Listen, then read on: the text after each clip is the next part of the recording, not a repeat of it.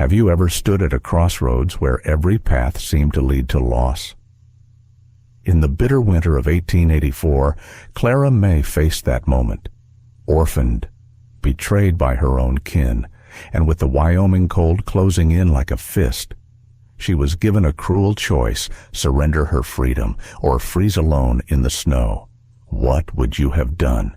Would you trade the last piece of yourself just to see another spring, or would you take your chances in the wilderness, not knowing if salvation or danger waited on the other side? This is a story of survival, identity, and the quiet kind of love that doesn't demand, but protects. If it touches you, please like this video and subscribe to help us reach 1,000 subscribers. Your support keeps these stories alive. And I'd love to hear your thoughts in the comments below. Now, let me take you back to that winter night. In the winter of 1884, when the wind could cut through bone and pride was the only thing left to keep you standing, Clara May thought selling herself was the only way to see spring. The Wyoming Territory lay buried under a white silence, broken only by the groan of timber and the howl of wind through the narrow streets of Cedar Hollow. Snow clung to the clapboard houses like a shroud, bending porch rails and swallowing fence posts until only the tips showed. The cold had a way of getting inside a man's bones out here, making each breath feel like glass, each step a wager against the storm. Inside the last house on Cottonwood Lane, Clara May sat by a table no bigger than a saddle blanket, the lamp sputtering in protest to the drafts slipping through the cracks. She was 21, her frame lean from years of work, her eyes the deep brown of freshly tilled earth, though lately they held more shadow than light.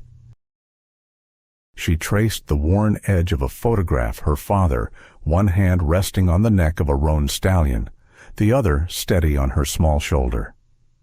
The barn fire had taken him in less time than it took to boil water. She could still smell the pitch and smoke when the wind shifted just right. Her mother had gone long before that fever in the spring of '78, and so the ranch had passed to her father's younger brother, Elias Turner. Elias had a knack for whiskey and poor choices, and the debt he stacked up was taller than the corral fence by the time winter settled in. It was late afternoon when Clara overheard them, Elias and Royce Carter, the man who owned the saloon and half the trouble in Cedar Hollow. She'd been on the back porch splitting kindling when their voices drifted through the wall. "I can clear your books." "Elias," Carter's voice drawled, low and satisfied. "But the girl comes to me." Elias's reply was a gravel scrape. "You'll treat her fair, I'll treat her as I see fit." The axe slipped in Clara's grip, nicking her palm. The sting was nothing compared to the heat rising in her chest. She stayed still, breathing slow, until their voices faded. By supper, her decision was made. There was no future in Carter's hands, only a slow dimming until she forgot who she was. She ate little, keeping her eyes down, letting Elias think she'd gone quiet in surrender. But under the table, her fingers curled into the fabric of her skirt, memorizing the moment she would leave. When the house had gone still, she lit the smallest lamp and moved through her room like a shadow. Into a canvas satchel went 2 pairs of wool stockings, a loaf of bread wrapped in cloth, and the photograph of her father. She paused at the trunk at the foot of her bed, lifting the false bottom to take the small silver locket her mother had worn. Inside was a pressed sprig of wild sage, faded but still holding a whisper of its scent. She slipped on her heavy coat, patched twice at the elbows, and wrapped a scarf over her head. The floorboards creaked in protest, but the wind outside swallowed the sound. The back door groaned as she pushed into the night. Snow stung her cheeks, the flakes sharp and dry. The moon hung low behind a curtain of cloud, just enough light to see the edge of the cottonwood grove. Her boots sank into the drifts, the cold biting through the leather until her toes went numb. The only sound was the crunch of snow and the steady thud of her heart. She kept her eyes on the black line of the horizon. Behind her, a shout split the wind, Elias's voice, sharp with disbelief. A second later, the deeper bellow of Royce Carter. Clara didn't look back. She pulled the scarf higher over her face and pushed harder into the wind. Her breath came in ragged bursts, visible in the dark like ghostly threads torn from her mouth. The snowfield ahead seemed endless, the far side swallowed by shadow. The wind pressed against her chest, stealing the warmth from her lungs. She gripped the satchel strap so tightly her knuckles ached. Another shout behind her, closer now, boots pounding over snow. She veered toward the darker edge of the field where the cottonwoods gave way to the open plain. If she could just reach the ridge, the wind might carry her scent away from them. The cold burned at her fingertips, then dulled, then disappeared altogether. Her legs felt heavy, as if the snow had turned to water around her. Still she ran, the sound of pursuit chasing her into the white. By the time she glanced over her shoulder, the figures were closer than she'd feared, dark shapes cutting through the storm. Her breath caught. She turned back to the plain, forcing her boots to move, willing her body to keep going. Each step sent a fresh spike of pain up her calves, but the thought of Carter's hands on her pushed her forward. The night stretched ahead, a vast and frozen unknown. And somewhere in that darkness, something waited, whether salvation or ruin.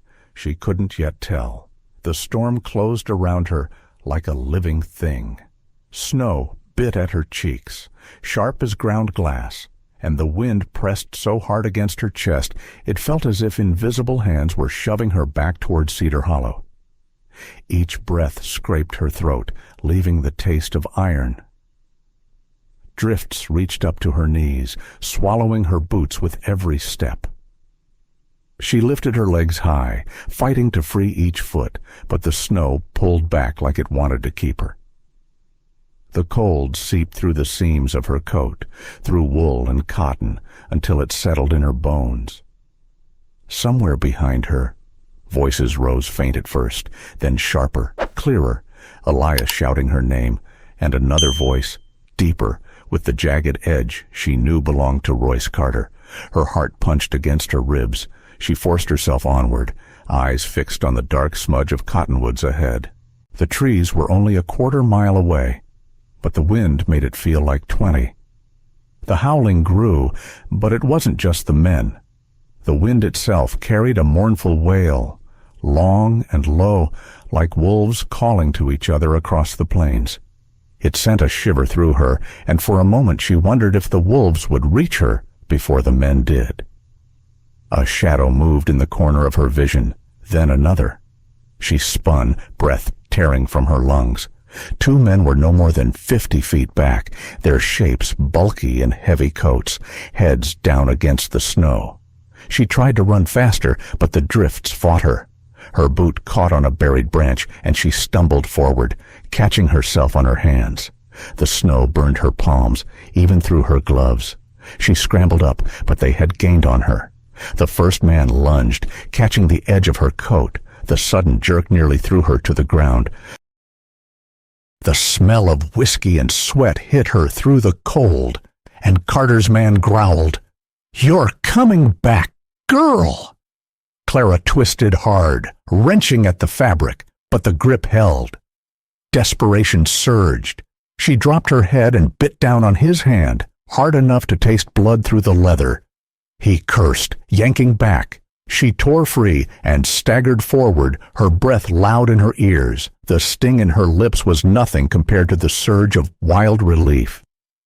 The trees loomed closer now, tall pines, their branches heavy with snow.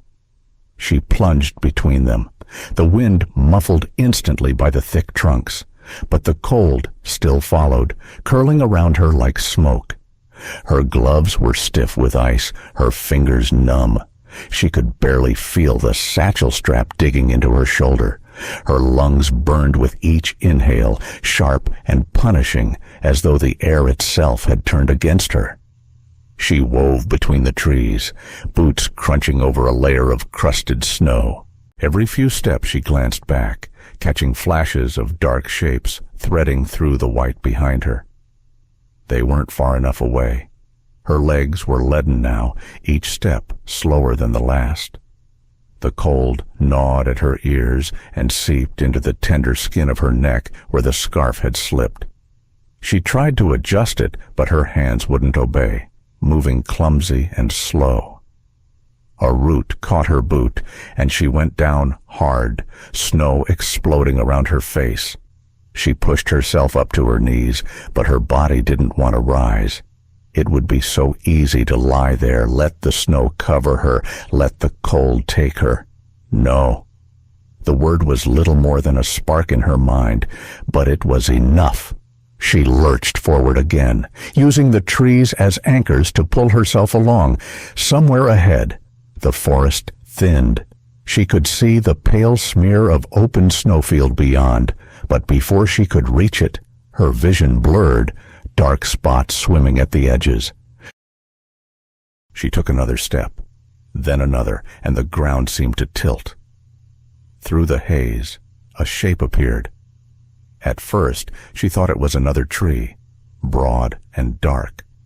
But then it moved. A man, tall, shoulders squared beneath a coat of tanned deerskin that blended with the color of the trees. Snow clung to his hair and the edges of his hood. He stood utterly still, watching her. She tried to speak, but the words froze on her tongue.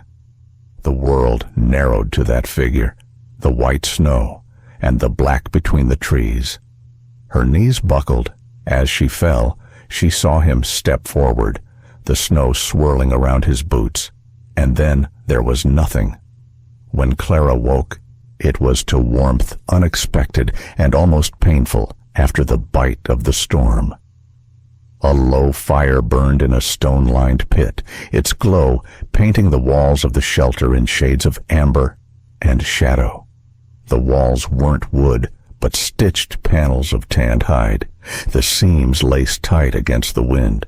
She lay on a bed of thick furs, the smell of smoke and pine resin threading through the air. For a moment she stayed still, unsure if she had crossed some invisible line between this life and the next. Then a shape moved into her sight. The man from the snow. He knelt beside the fire, his back to her, moving with quiet precision as he ladled something from a small blackened pot into a wooden bowl. His hair, long and dark, was tied at the nape with a strip of leather. The coat he wore was deerskin, worn soft with use, the shoulders embroidered with faint patterns she didn't recognize. Without looking, he spoke. "You're awake." His voice was steady, low, carrying no question. He turned, the bowl in his hands, dark eyes met hers steady, measuring but not unkind. She struggled up onto her elbows, the furs heavy around her. "Where?" Her throat was raw, and the word came out as a rasp. "Eat first," he said, crouching to set the bowl in her hands. Steam curled upward, carrying the scent of rabbit, wild onion, and something earthy she couldn't name. Her fingers closed around the warm wood, soaking in the heat. She took a cautious sip, the broth rich and savory. The warmth spread through her, loosening something in her chest. "You found me in the woods," she said finally. "I did. You could have left me there." He met her gaze again. "I could have." There was no boasting in his tone, no softness, either just fact. She looked down at the soup, unsure how to answer that. Silence stretched between them, filled only by the crackle of the fire and the distant sigh of wind against the hide walls. Clara set the bowl aside, her mind racing ahead. She had nowhere to go, no coin, no kin. If she left this shelter, the storm would finish what it started. Survival meant staying, and staying meant paying her way, one way or another. She lifted her chin, meeting his eyes. "If you'll let me stay here through the winter, I can pay you." His brow shifted slightly, with what her pulse thudded in her ears. "Myself, my body, if that's what you want." She forced the words out, her voice steady though shame pricked at her skin. For the first time, his expression changed. His eyes sharpened not with hunger, but with something harder to read. He leaned forward slightly, the firelight catching on the line of his jaw. "Your body," he said slowly, "is not the currency here." The words landed like a stone in still water, rippling through the space between them. "If you want to stay," he continued, "you'll work for it, split wood, haul water, learn to trap, but I won't take that from you." Clara blinked, her mouth half open. She had expected many things agreement, a crude bargain, maybe even laughter. Not this. A tightness she hadn't known she was holding eased in her chest, replaced by something she couldn't quite name. She nodded, but the movement felt clumsy. They sat in the quiet again. The wind outside rose, a long, hollow note that pressed at the walls before fading away. She glanced at him, meaning to ask his name, but he was already looking at the fire, his face once more unreadable. The only movement was the slow turn of his hand as he added another log to the flames. And in that small, steady rhythm, Clara understood this man was not going to save her for free, but he wasn't going to own her either. Outside, the wind shifted and the smell of fresh snow found its way in. The next morning, Clara learned that survival here was not just about breathing, it was about working.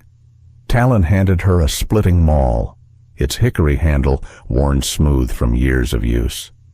"You'll need at least 40 pounds of dry wood a day," he said, nodding toward the stacked pile beside the shelter.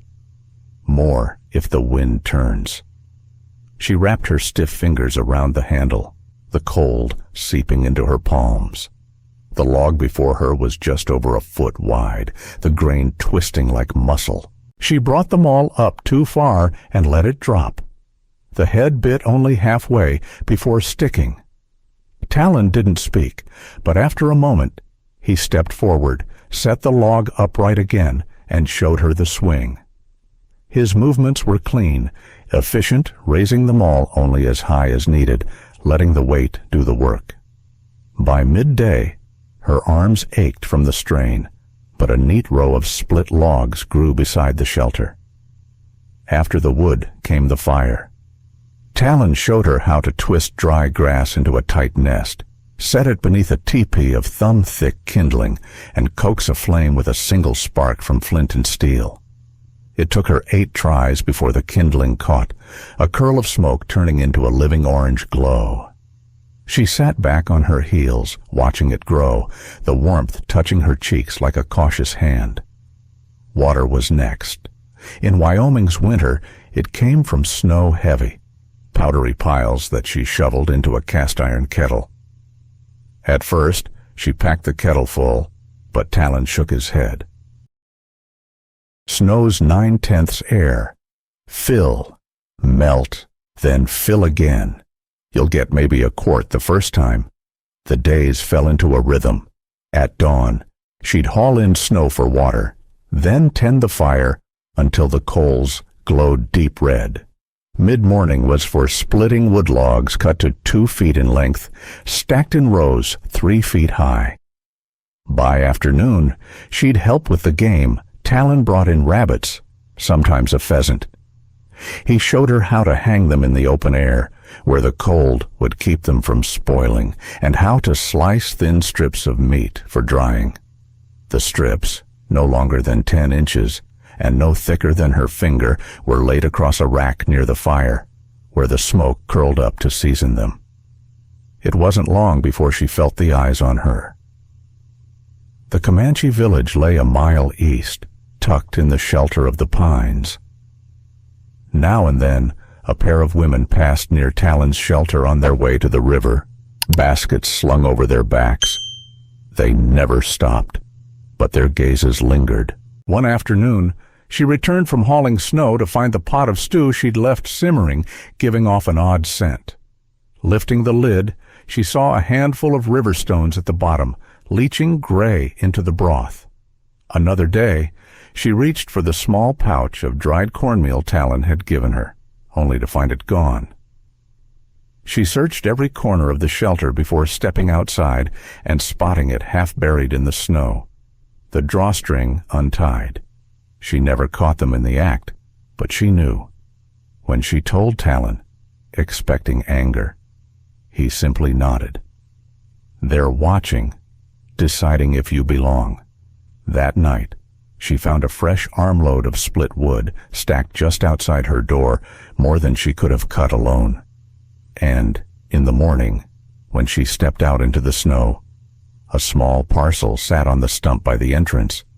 Wrapped in cloth, still warm from the fire, was a wedge of cornbread, its crust golden and soft.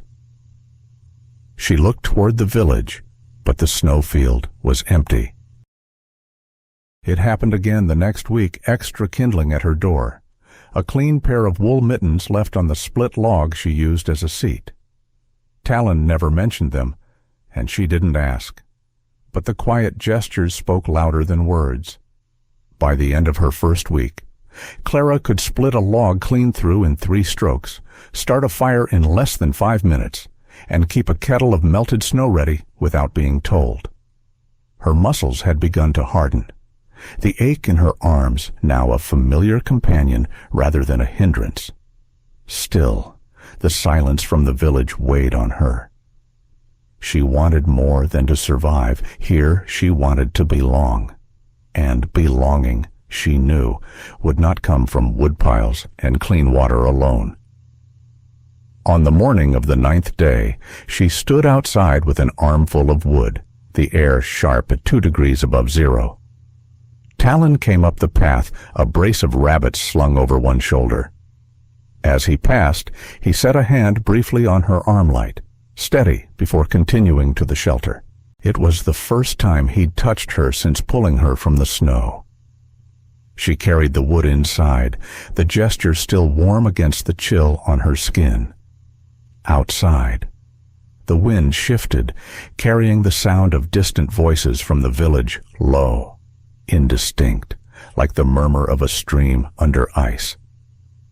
Clara glanced toward the sound, wondering if one day those voices might call her name, not in suspicion, but in welcome.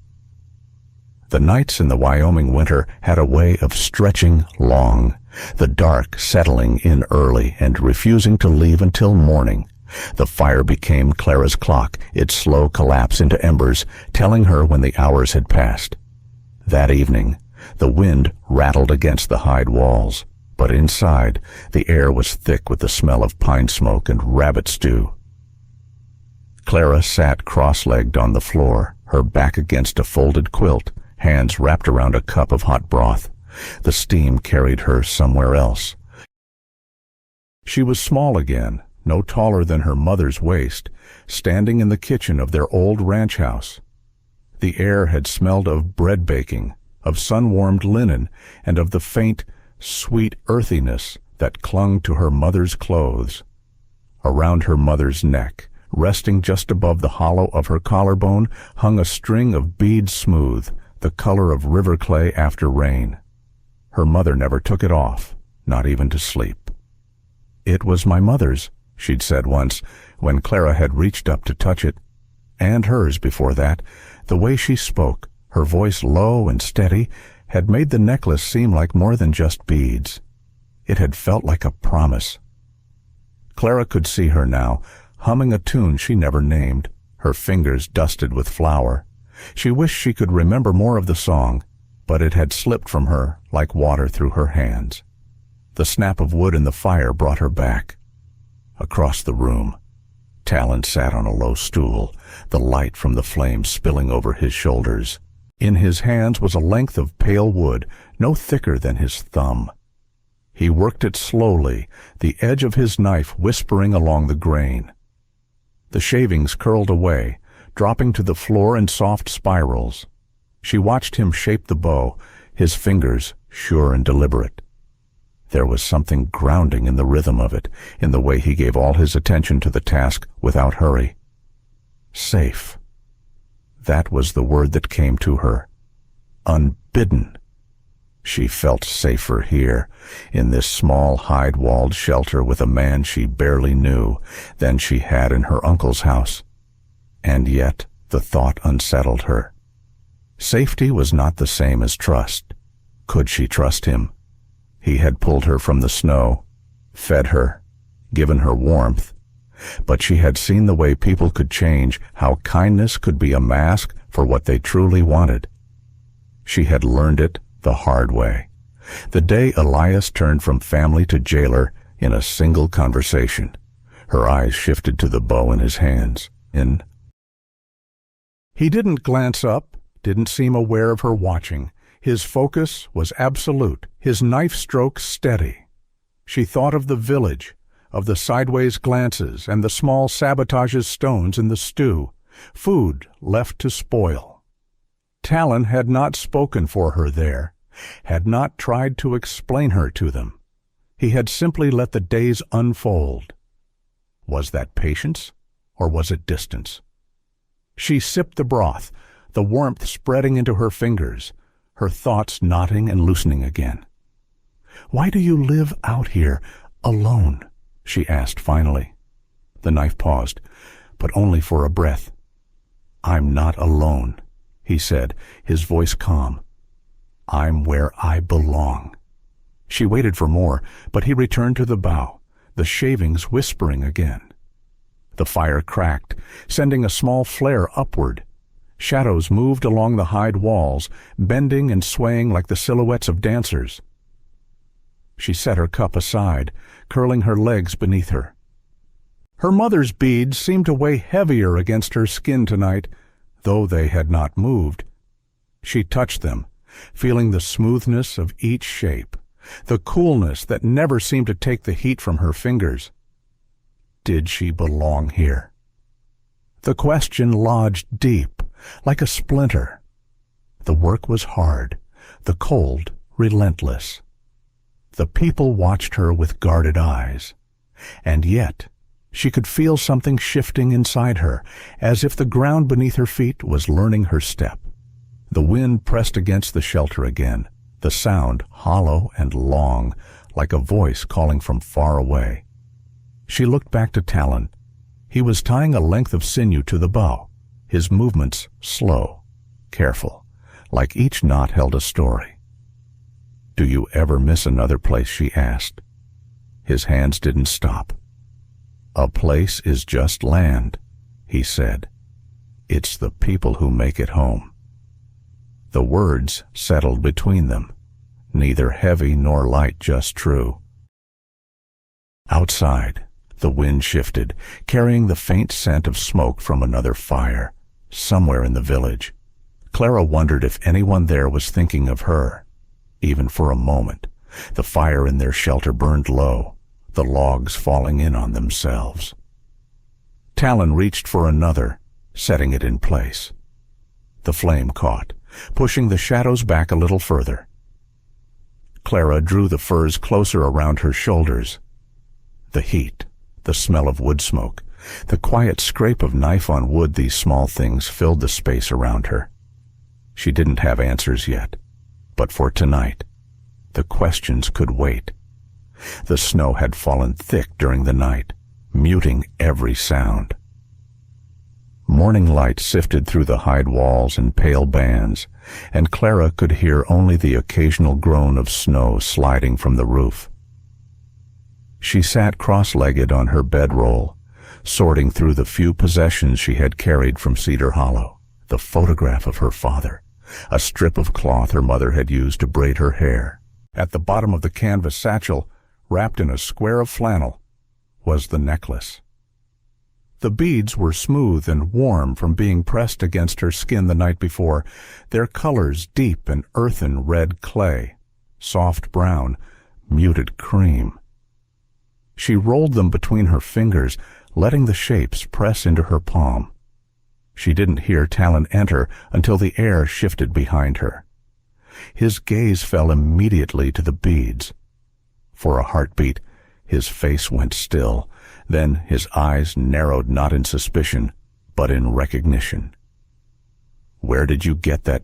His voice was low, the words more statement than question.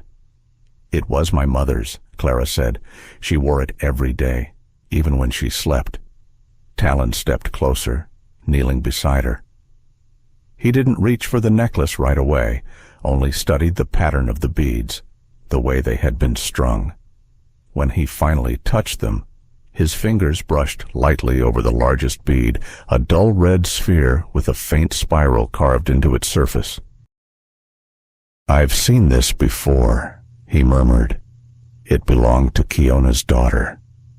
Clara frowned. Kiona, an elder in the village. Her daughter was taken in the summer raids. Before I was born, she would have been your mother's age. His eyes lifted to hers. They never found her. The air between them felt suddenly smaller, heavier. "My mother's name was Miriam," Clara said slowly. "Miriam Cole." "That would not have been her first name," Talon said.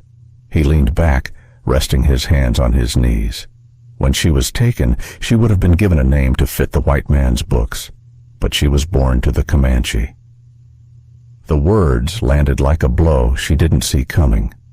She felt the air leave her chest, her pulse quicken. "She never told me," Clara whispered. "Maybe she wanted to keep you safe. Or maybe she thought the world you were in would never let you belong to both." Clara looked down at the beads again, the weight of them pulling at her hand. She thought of her mother's quiet strength, of the way she'd hum that nameless tune while working in the garden. Pieces of her life shifted in her mind, rearranging into something that felt both strange and familiar.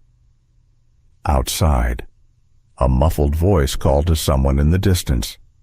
Clara imagined the village, the rows of teepees dusted with snow, the people moving between them.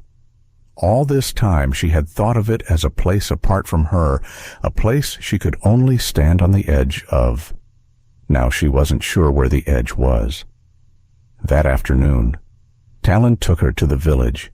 Kiona was waiting, her frame small beneath layers of wool and fur, her dark eyes sharp. Talon spoke to her in Comanche, his voice even.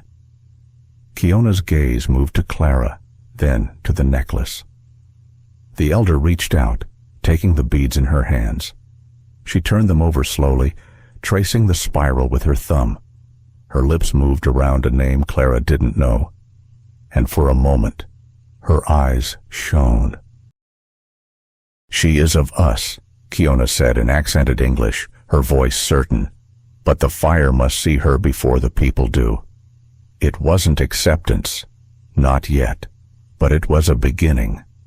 Word of the beads traveled faster than Clara expected.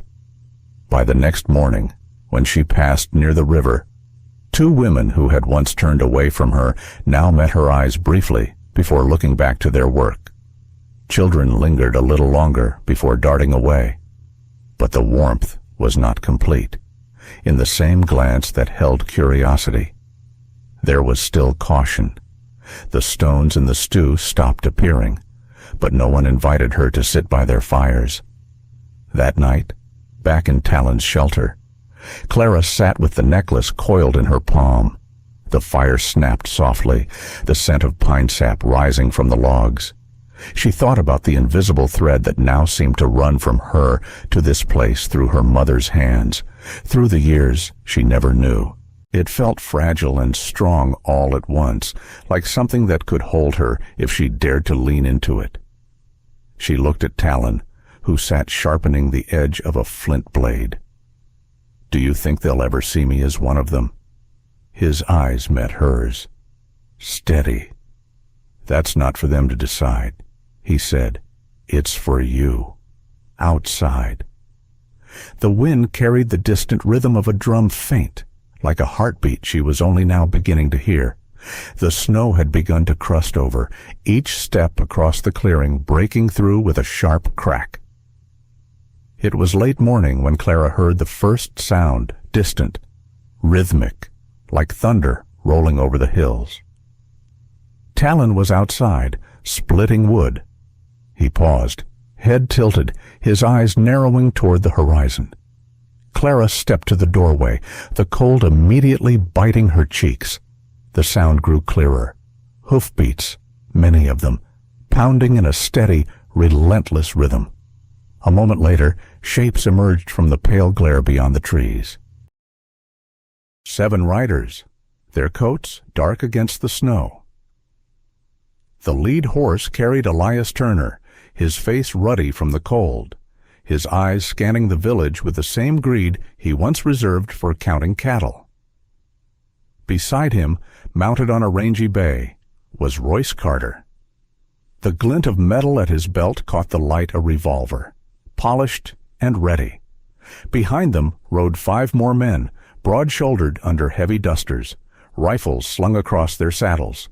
Coils of rope hung from their saddlebags, swaying with each step of the horses. They didn't slow until they reached the open ground just outside the Comanche village. Women pulled children close, moving them behind the lodges. A few men stepped forward, bows in hand, their faces calm but unreadable. Carter's voice cut through the stillness. "We've come for what's ours." Talon moved to Clara's side. "Stay inside." But something in her bristled. Weeks of fear and silence pressed against her ribs, demanding release. She stepped past him, her boots sinking into the snow, and walked toward the line of riders. The air was so cold it burned her throat, but she kept her chin high. When she was close enough for her voice to carry, she spoke. "I was never yours." Elias shifted in his saddle, his mouth tightening. Carter leaned forward slightly, his grin slow and mean. "You can't sell what was never for sale." Clara continued, her words steady, each one like a stone placed between them. Carter's grin slipped. "Girl, you ran out on a deal. That makes you mine until I say otherwise." The horses stamped and snorted, restless in the cold. "Give her back," Carter said, his voice dropping into something harder. "Or we take her by force." There was a moment of silence, no wind, no movement, just the cold air between 2 lines drawn in the snow. Then Talon stepped forward. He didn't shout. He didn't reach for his weapon. He simply walked until he stood between Clara and the riders, his stance solid, unshaken. One by one, other warriors emerged from the village.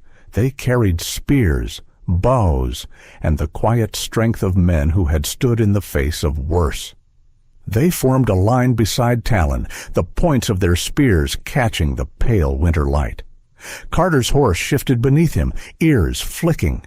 Elias looked between the faces of the men before him, then to Clara, as if seeing her for the first time, not as a bargaining chip, but as something beyond his reach. No one moved. The only sound was the creak of leather and the faint jingle of harness rings in the cold. Clara's heart hammered, but she felt no urge to step back.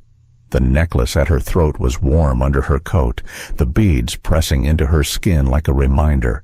Whatever happened next, she would not run. The standoff held, the winter air stretched so tight it felt like it might split. Breath hung in the space between the 2 lines, white clouds rising from men and horses alike. From somewhere behind Clara, the sound of slow footsteps pressed into the snow. She didn't turn, but the warriors beside Talon shifted slightly, making way. Old Mother Kiona emerged from between the lodges, wrapped in a robe the color of midnight, the hood lined with silver-gray fur. Snow clung to the hem where it dragged, but her steps were steady. In her hands, cradled with a kind of reverence, was the beaded necklace Clara had shown Talon days before. She stopped at Talon's side, her gaze fixed on the riders. The wind picked at the fur around her face, but her voice carried clear over the cold.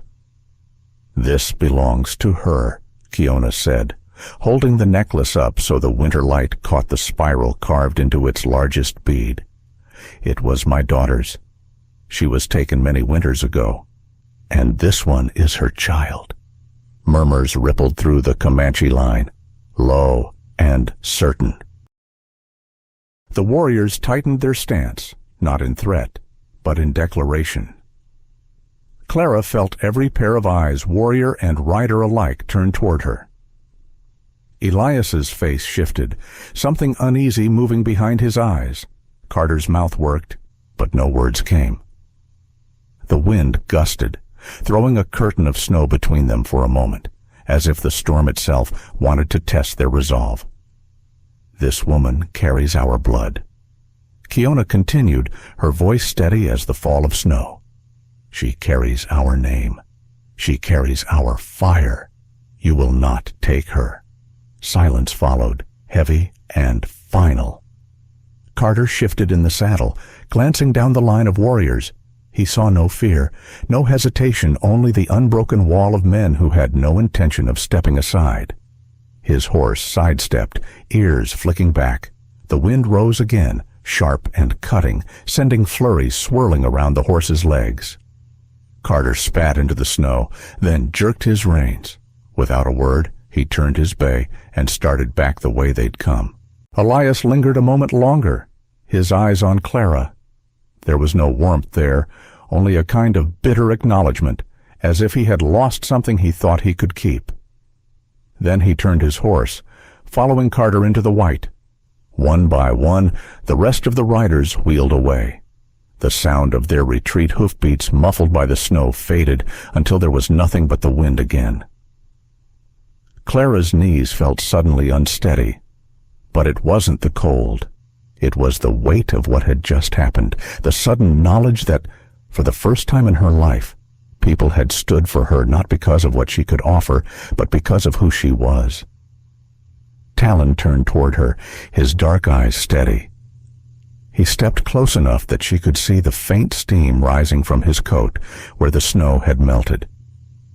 "Now you see," he said quietly. "You're not alone." The words struck deeper than the cold ever could. She swallowed, her throat tight. The wind curled around them both, tugging at her coat, threading between them like some invisible cord. She glanced toward Kiona, who still held the necklace. The elder stepped forward, placing it into Clara's hands. "Keep it," Kiona said. "Not as proof for them, but as a reminder for you." Clara closed her fingers around the beads, their warmth seeping into her skin despite the freezing air. Around them, the warriors began to disperse, the line breaking as they returned to their lodges. The moment had passed, but its echo lingered in every slow step, in every glance that now held something new, a recognition she had not earned with words, but with the quiet endurance of the weeks past. She looked back once toward the horizon, where the riders had disappeared into the storm. The snow was already filling in their tracks. By nightfall, it would be as if they had never been there at all. But Clara would remember. She turned toward Talon. He gave a small nod, not of victory, but of understanding, and together they walked back toward the shelter, the wind at their backs. Spring crept into the valley quietly, the snow retreating in slow, uneven patches. The river broke free from its ice, carrying the sound of moving water back into the days. Where the wind once bit, it now brushed the skin with a softer hand, carrying the scent of thawed earth and pine needles released from months of frost. In the Comanche village, preparations began for the fire ceremony days in advance. Smoke from dozens of hearths curled into the pale blue sky, and the air buzzed with voices, laughter, and the steady beat of drums testing their skins. The sound seemed to echo off the hills, gathering the season into a single rhythm that every living thing seemed to follow. Clara, soon to be called something else, stood at the edge of the central clearing. Her breath caught somewhere between anticipation and disbelief. The women had dressed her early that morning in a gown of soft deerskin, dyed with ochre and deep blue. The colors flowed together in long, sweeping patterns of flame and river, stitched with tiny beads that shimmered when she moved. Across her shoulders rested a shawl woven from fine wool, its fringe brushing her wrists when she breathed. The beadwork along its edges told stories she could not yet read: spirals, river paths, the tracks of deer and fox. Children darted around her in bare feet, despite the chill still clinging to the ground, their braids swinging, their laughter ringing clear above the low thump of the drums. From nearby fire pits came the scents of roasting venison, sweet corn, and the sharp, resinous tang of cedar smoke.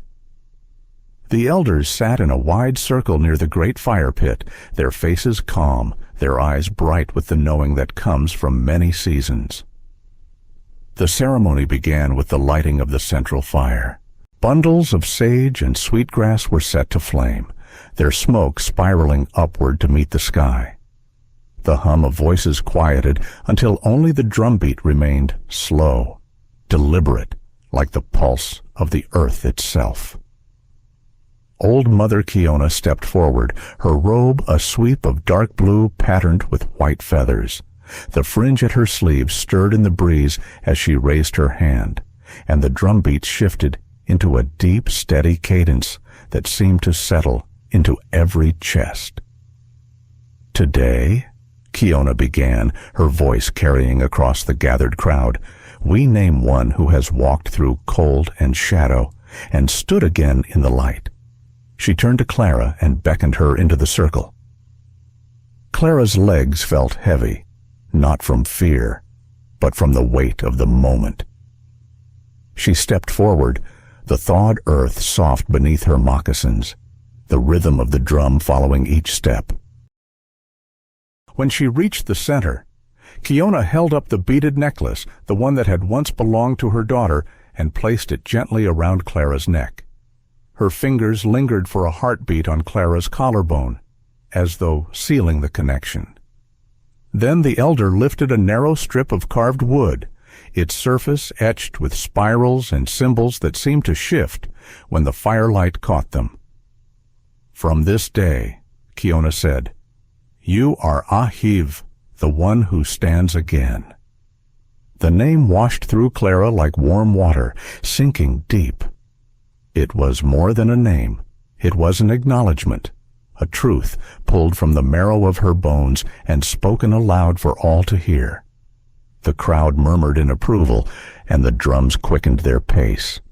A low chant rose from the women, the melody winding through the air like smoke, its meaning hidden yet somehow understood. Talon stepped forward then, his presence quiet but unshakable. In his hands, he carried a bracelet of braided leather, its center set with a small, smooth stone carved on both sides. On one face was a spiral like the ones in Kiona's beadwork, on the other a simple outline of a river winding between hills.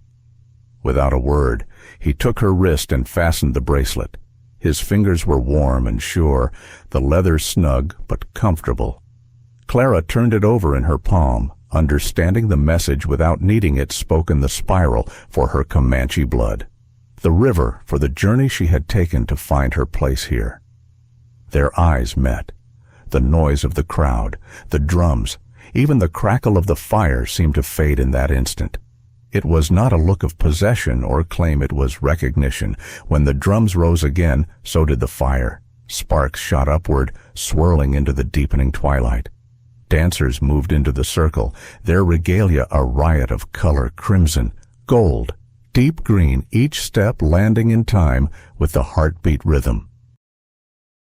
Children joined them, spinning in smaller circles, their laughter spilling into the music. Clara stood still for a long time, letting the warmth of the fire and the bracelet anchor her in this moment. She had not earned this place through blood alone. She had earned it through the long nights of splitting wood, the quiet mornings of melting snow, the silent endurance of mistrust, and the choice to remain when it would have been easier to leave. Ahiv. She let the name settle into her like roots taking hold. The music swelled, and someone pressed a carved wooden cup into her hands. The drink was warm, sweetened with honey, and spiced with something that reminded her of late summer. She took a sip, the taste lingering, grounding her even as her thoughts reached back through all that had led her here. And when she looked across the fire, Talon was watching her still, his expression unreadable, but his gaze unwavering. It told her all she needed to know. The fire in the center of the village had burned low, but its heat still pressed softly against the skin. Night had drawn its deep blue blanket across the valley, stars scattered like flint sparks over the sky. The drums were silent now, only the crackle of embers and the occasional murmur of voices lingered in the air. Clara Ahiv sat cross-legged near the fire pit, surrounded by a half-circle of children. Their eyes caught the glow of the flames, bright and wide, fixed on her. She held a small stick in her hands, drawing shapes in the dirt as she spoke. "I thought I came here to survive the winter," she told them, her voice slow, carrying in the stillness, "but I found where my heart will live forever." The children leaned closer. One little boy, barely old enough to speak clearly, reached for the beaded necklace at her throat. She let him trace the smooth surface of the spiral bead before tucking it gently back against her chest. They wanted a story, and she gave it about the first time she tried to split wood and the maul stuck fast, about the pot of snow that melted into barely a sip of water, about the night she bit a man's hand just to keep running. She told it with warmth, weaving the laughter between the harder truths, letting them know that struggle was not the same as defeat. When she finished, the oldest girl in the group asked, "Is that why they call you Ahiv?" Clara smiled. "Yes, because sometimes you have to fall before you can stand again, and when you do, you stand taller." The children stayed a moment longer, then were called away by their mothers, their small footprints marking the thawed earth. Clara remained by the fire, the quiet settling in again. Talon approached from the shadows beyond the lodge. He carried 2 mugs, steam curling from their rims, the scent of cedar tea rising into the cool night. He handed her one and sat beside her. For a while, they said nothing. The fire didn't need their words, and neither did they. In the distance, she could see old Mother Kiona standing at the doorway of her lodge, watching them. The elder gave a slow nod before disappearing inside, the flap falling closed behind her. "I've been thinking about leaving," Clara said at last, her eyes fixed on the embers. She felt him stiffen, but before he could speak, she continued, "Not tonight, not tomorrow, but one day. I'll have to see what's beyond these hills. I need to carry this name, this life, into the rest of the world." Talon turned his head toward her, his expression unreadable. "And if you go, will you come back?" She didn't hesitate, always. That seemed to settle something in him. He lifted his mug in a quiet gesture, and she did the same. They drank in silence, the tea warming them from the inside out. By spring's full bloom, the last of the snow had vanished. The river sang louder now, rushing over stones freed from ice.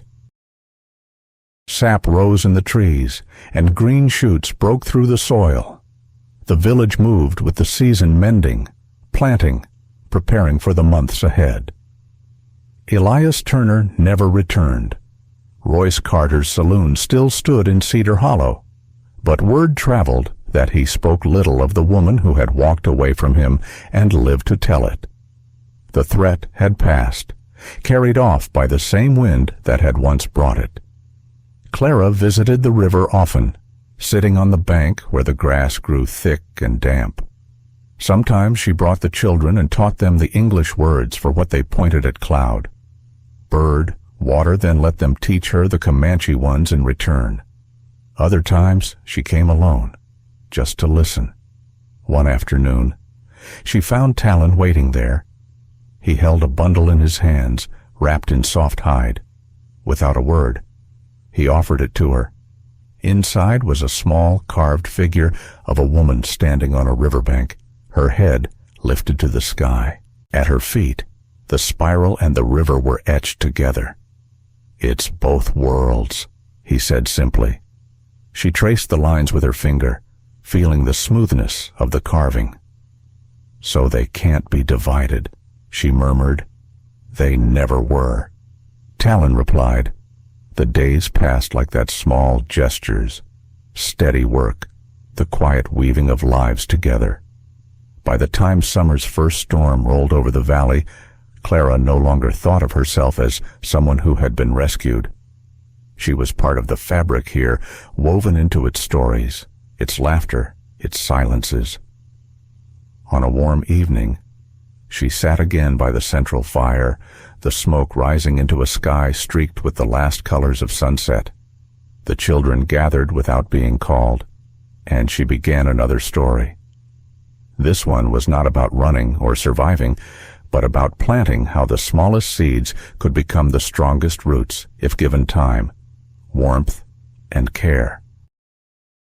As her voice drifted over the crackle of the fire, she thought of her mother, of the beads, of the long winter and the long road before it. She thought of Talon's steady presence, of Kiona's fierce protection, of the people who had once turned away but now stood beside her. Family, she realized, was not the roof you were born under or the blood in your veins. Family was the place your heart was accepted without condition. When the story ended, the fire was low, and the children were fighting sleep. She rose, brushing the dust from her skirt, and looked once more at the faces around her. Yes, she was home. The snow would come again, as it always did. The river would freeze, the fire would burn, the drums would call the people together. And when they did, Ahiv would be there, not as a guest, not as an outsider, but as one of them. In the fading light, smoke curled upward from the village hearths, the last traces of winter gone from the air. The river ran quick and clear, carrying the reflection of a sky now deep with stars. Somewhere, far from here, the world was wide and restless. But here, in the quiet between heartbeats, Clara felt the kind of stillness that stayed, and it was enough. Some truths reveal themselves only after we've walked through storms. Clara May's journey reminds us that family is not always the one we're born into. It's the people who choose to stand beside us when the world turns cold. She faced betrayal, hunger, and the kind of loneliness that cuts deeper than any winter wind. Yet, in the most unlikely place, she found not just shelter, but belonging. Life often asks us to decide, will we let hardship define us, or will we rise from it with a stronger heart? Age teaches us that survival is not only about endurance, it's about connection, about recognizing those who see our worth without asking us to pay for it. We may not battle blizzards or face strangers at the edge of a village, but each of us will stand at moments where courage means protecting our dignity. And when we find our tribe, however unexpected, we must cherish it, because home is not walls or bloodlines. Home is where the heart is accepted and where the fire never dies. Thank you for spending your time with this story. If it touched your heart, I'd be so grateful if you could give it a like. Share it with someone who might need to hear it, and subscribe to the channel. Your support helps keep these stories alive and brings us closer to our goal of 1,000 subscribers. Every click, every share, and every kind word in the comments means more than you know. Let's keep the fire of these stories burning together.